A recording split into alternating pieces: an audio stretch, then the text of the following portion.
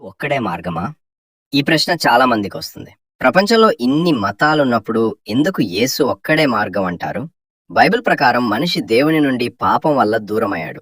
మన మంచి పనులు, దానం, పూజలు మనలోని పాపాల్ని పోగొట్టలేవు. దేవుని దగ్గరకు తీసుకెళ్లలేవు. అందుకే దేవుడు మనల్ని ప్రేమించి తన కుమారుడైన యేస్సును ఈ లోకానికి పంపించాడు. అంటే దేవుడే తనను తాను తగ్గించుకుని మనుష్యునిగా మన దగ్గరకొచ్చాడు. యేసు పాపం లేకుండా జీవించాడు. పాపాన్ని జయించాడు. మన తప్పుల కోసం శిలువపై ప్రాణం అర్పించాడు. 3 రోజుల తర్వాత మృతుల్లో నుండి లేచాడు. అంటే మరణాన్ని జయించాడు. మరణమా నీ ముల్లెక్కడా అని అన్నాడు. ఇప్పుడు యేసు మరణం మీద పూర్తిగా అధికారం పొందాడు.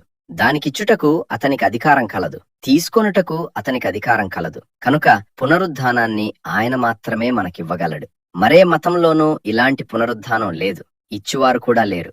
యేసు మరణాన్ని జయించాడు కనుక అతన్ని విశ్వసించే మనం కూడా మరణాన్ని జయించగలం. ఇది ఆయన ద్వారా మనకొస్తుంది. అందుకే ఆయన అన్నాడు, నేనే మార్గం, నేనే సత్యం, నేనే జీవం. తండ్రి దగ్గరకు వెళ్లే మార్గం తన ద్వారానే అని చెప్పాడు. ఇది మతం గురించి కాదు, ఇది సంబంధం గురించి. ఇప్పుడు ప్రశ్న మీది, నువ్వు ఏ మార్గాన్ని ఎంచుకుంటావు? కమెంట్ చేయండి. నమ్మితే ఆమెన్ అని కమెంట్